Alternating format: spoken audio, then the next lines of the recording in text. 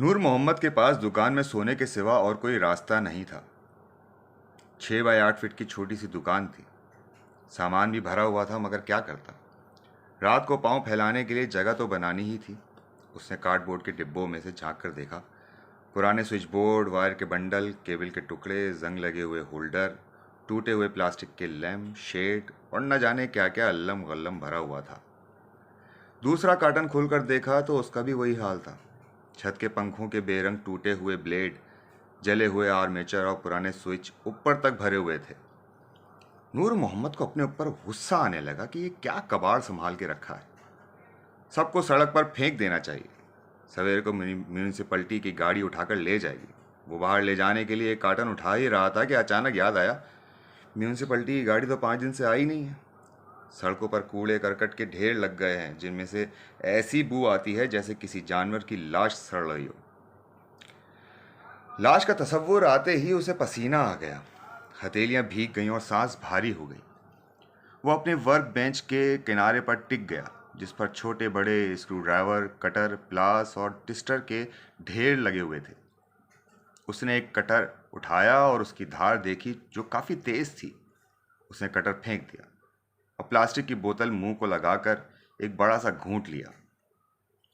असल में नूर मोहम्मद सोचना चाहता था, मगर उसको कुछ समझ नहीं आ रहा था कि क्या सोचे। एक ही वक्त में सैकड़ों बातें दिमाग में आती थी और निकल जाती थी। बस ऐसा लगता था जैसे तेज हवा में सूखे पत्ते, कागज के टुकड़े धूल के साथ उड़ रहे हैं। शहर में पिछले 12 दिन से दंगे हो रहे थे। अब तक 6 खून हो चुके थे। 3 बस्तियां जला दी गई थीं और बहुत सी दुकानें भी लूट ली गई थीं। सैकड़ों आदमी गिरफ्तार कर लिए गए थे। पास के बड़े शहर से रिजर्व पुलिस भी आ गई थी, मगर फसाद रुकने का नाम ही नहीं ले रहा था। रात तो रात है, दिन में भी सड़कें वीरान दिखाई देती थीं। ऐसा लगता था जैसे लोग गर्मी की तपती दोपहर में लू से डर के घरों में दुबके बैठे हैं। एक डरा देने वाला सन्नाटा छाया हुआ था, जिसे कभी कभी पुलिस की कोई गाड़ी तोड़ती हुई गुजर जाती और सन्नाटा फिर साएं साएं करने लगता। 15 दिन पहले तक सब कुछ ठीक ठाक था। किसी गड़बड़ या हंगामे के आसार भी नहीं थे। 2.5-3 लाख की आबादी वाले छोटे से शहर की जिंदगी उसे ऊँगते हुए बच्चे की तरह थी, जो बाप की उंगली पकड़े चुपचाप चलता रहता था। जफरगंज में भी कोई हलचल नहीं होती थी, सिवाय दिवाली, दुशहरे और ईद के, या उन मौक़ों पर जब शूटिंग करने वाले आते थे, जो अक्सर आ जाया करते थे। घने जंगल के बीच पहाड़ी तक जाती हुई पतली लंबी सड़क और उसके साथ बहती हुई मंदाकिनी, न जाने कितने हीरो और हीरोइनों को नाचते गाते देख चुके थे। जब पहाड़ी सड़क या नदी में शूटिंग होती तो सारा कामकाज ठप पड़ जाता। स्कूल खाली हो जाते, दुकानें, कारखानों में काम करने वाले गायब हो जाते। बहुत से घरों में तो चूल्हा भी नहीं जलता कि खाना बनाने वालियां शूटिंग देखने भाग जाती। मगर खाने पीने की चीज़ें बेचने वालों का अच्छा धंधा हो जाता, जो सड़क के किनारे और मंदाकिनी की रेत पर अपनी दुकानें लगाया दिया करते थे। एक दफ़ा नूर मोहम्मद ने भी शूटिंग में हिस्सा लिया था।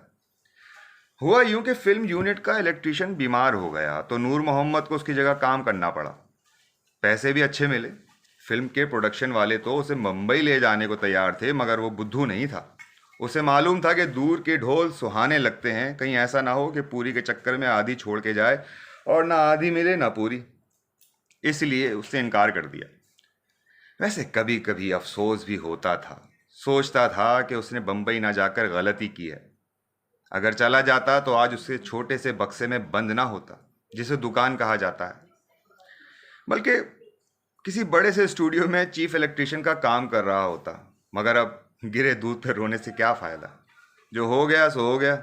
अब तो ये छोटा सा शहर ही उसकी दुनिया है। सड़क पर फायर ब्रिगेड की गाड़ी घंटा बजाती गुजरी तो वो चौंक पड़ा। पता नहीं अब किस बस्ती में आग लगी होगी। उसे अपनी बस्ती का ख्याल आया, जो पक्के पुल के साथ दूर तक फैली हुई थी। ज्यादातर कच्चे मकान और झोंपड़े थे। उसके लिए तो एक चिंगारी ही काफ़ी थी। 5 दिन से वो अपने घर नहीं गया था। चाहता तो जा भी सकता था।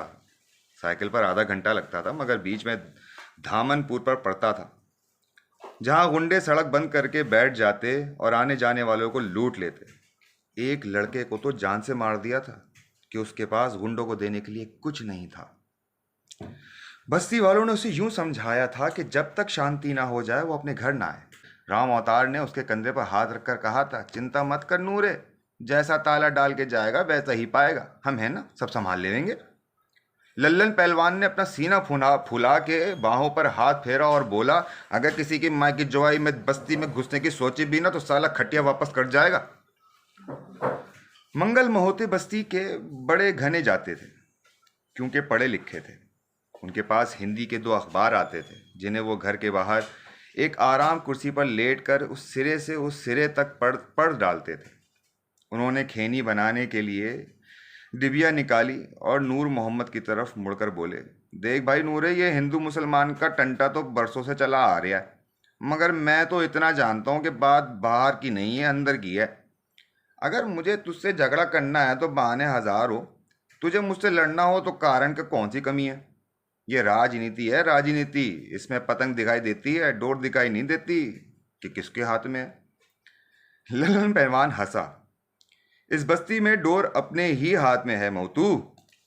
चारों तरफ से अपने पट्ठों की ड्यूटी लगा दी है, डंडा लाठी पत्थर सोडे की बोतल सबका स्टॉक कर लिया है, कोई माँ का जुआई बस्ती में घुस के तो देखे। नूर मोहम्मद ने पड़ोसियों की बात मान ली। उसके घर की हिफाजत की गारंटी थी, मगर उसकी अपनी जान की कोई गारंटी नहीं थी। रास्ते में कुछ भी हो सकता था, इसलिए अच्छा यही है कि वो कुछ दिन दुकान पर ही रहे। नूर मोहम्मद ने अपने घर की दीवार पर लगी काबे की तस्वीर को छुआ, उंगलियों को आंखों से लगाया, पुरानी दरी और तकिया उठाकर बगल में दबाया और दरवाजे पर ताला डालकर चाबी मंगल महूते के हवाले कर दी। दुकान में रहना उसके लिए नया नहीं था। अक्सर काम ज़्यादा आ जाता तो वो घर नहीं जाता, बस वहीं कुर्सी पर बैठकर टांगे मेज़ पर रख देता और ऊँघ जाता। मगर उस रहने में फ़र्क था। पता नहीं कितने दिन दंगा चले, कितने दिन रहना पड़े। उसने कुछ और फालतू चीज़ों को हटाकर दीवार से लगाया और दुकान के बीच में दरी बिछा दी। तकिए पर सर रखकर उसने एक लंबी सांस ली और आंखें बंद कर ली, मगर फौरन घबरा के उठ बैठा। अरे तौबा तौबा, कितना बड़ा गुनाह होने वाला था। अनजाने में उसने अपने पैर पश्चिम की तरफ फैला दिए थे। पश्चिम की तरफ तो मक्का मदीना है। ओ, इधर पैर करके कोई मुसलमान नहीं सोता। उसने कुल शरीफ पढ़ा और कलमे की उंगली घुमाकर हिसार बांधा, जैसे उसकी दादी बांधती थी। अल्लाह के कलाम में बड़ी बरकत है, वो भी सलामत रहेगा, उसकी दुकान भी, उसका घर भी और ये शहर भी। उसने तकिया उठाकर दूसरी तरफ रखा और लेट गया। नींद का पहला रेला आ ही रहा था कि वो अचानक उठ के बैठ गया। बाहर से किसी कुत्ते के रोने की आवाज आ रही थी। बिल्कुल ऐसा लग रहा था जैसे दुकान के दरवाजे में मुंह डालकर रो रहा हो। नूर मोहम्मद चिल्लाकर खड़ा हो गया, ये साला कुत्ता कहाँ से आन मारा। कुत्ता बराबर रोए जा रहा था। नूर मोहम्मद ने दरवाजा खोलकर झांका। एक मरियल सा कुत्ता वीरान सड़क के बीचों बीच बैठा था।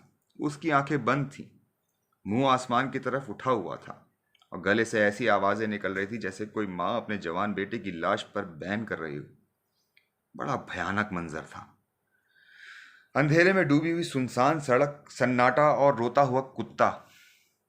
नूर मोहम्मद ने मेज पर 15 mm का बड़ा सा एडाप्टर उठाया और ऐसा ताक कर मारा कि सीधा पसली में जाके लगा। कुत्ते ने बिलबिला के एक आवाज निकाली और भागकर अंधेरे में गायब हो गया। नूर मोहम्मद ने दरवाजा बंद किया, प्लास्टिक की बोतल मुंह को लगा के पानी पिया और 3 दफा लाहौल पढ़कर लेट गया। पता नहीं क्या वक्त था कि फिर आंख खुल गई। कुत्ता फिर रो रहा था। इस बार आवाज कुछ ज्यादा ही बुलंद थी। हो सकता है कि रात की खामोशी बढ़ जाने से कुत्ते की आवाज दूर तक फैल रही हो। वो देर तक कुत्ते के रोने की दर्द भरी आवाजें सुनता रहा। उसकी समझ नहीं आ रहा था कि क्या करे। अचानक उसे अपनी दादी की बात याद आ गई। अरे बचवा, पुरखों की बात खोटी हो ही नहीं सकती। दरवाजे पे काला कुत्ता रोवे तो घर से कोई ना कोई मैयत ही उठे, पक्की बात है। नूर मोहम्मद के रोंगटे खड़े हो गए। शहर में मार काट हो रही है, दरवाजे पर काला कुत्ता रो रहा है।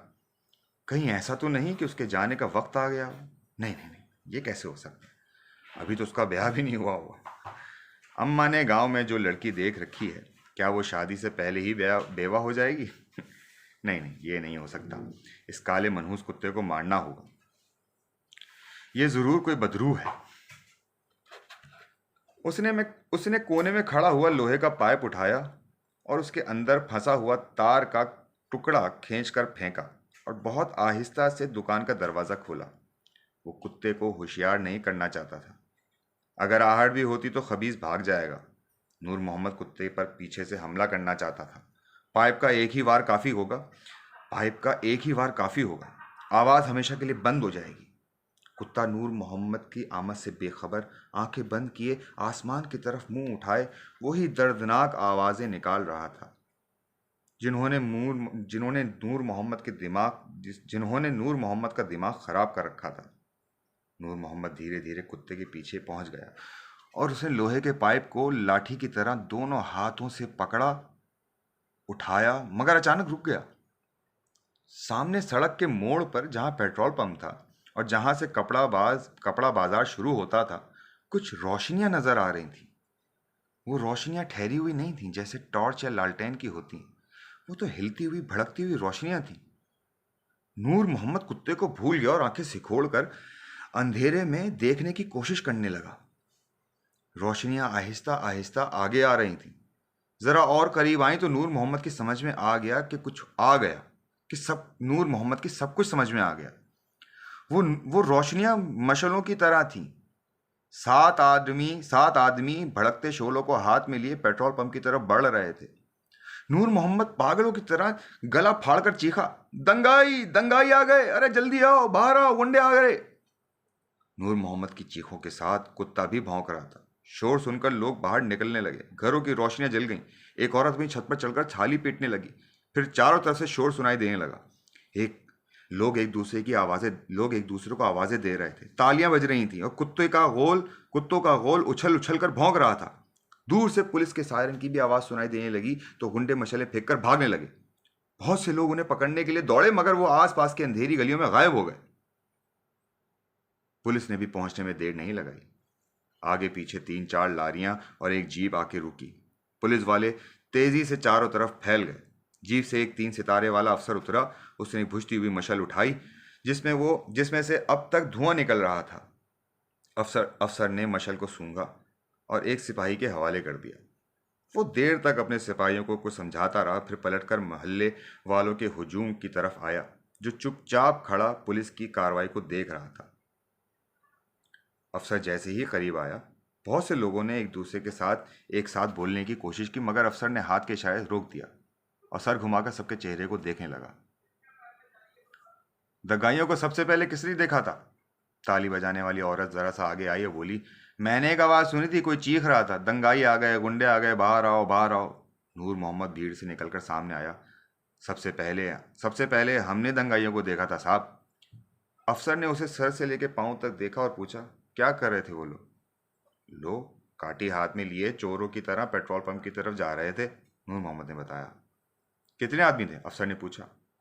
अंधेरे में ठीक से तो नहीं देख सके साहब, मगर 7-8 तो जरूर रहे होंगे। क्या उनके पास हथियार भी थे? नूर मोहम्मद ने दिमाग पर जोर डाला। थोड़ी देर पहले के मंजर को फिर से देखने की कोशिश की और सर हिलाकर बोला, वो तो हम नहीं देख सके साहब। क्या नाम है तुम्हारा? जी नूर मोहम्मद। कहाँ रहते हो? पक्के पुल पर। यहाँ क्या कर रहे हो? पुलिस अफसर बहुत नर्म लहजे में सवाल कर रहा था मगर नूर मोहम्मद परेशान हो गया। इन पुलिस वालों का क्या भरोसा, और अगर इनको फंसा दें तो? वो जवाब देने ही वाला था कि देवीलाल जी की पाटदार आवाज़ सुनाई दी। वो इलाके के बासल लोगों में से थे, म्यूनसिपलिटी के मेंबर भी रह चुके थे और सारे शहर में अपनी खरी खरी के लिए मशहूर थे।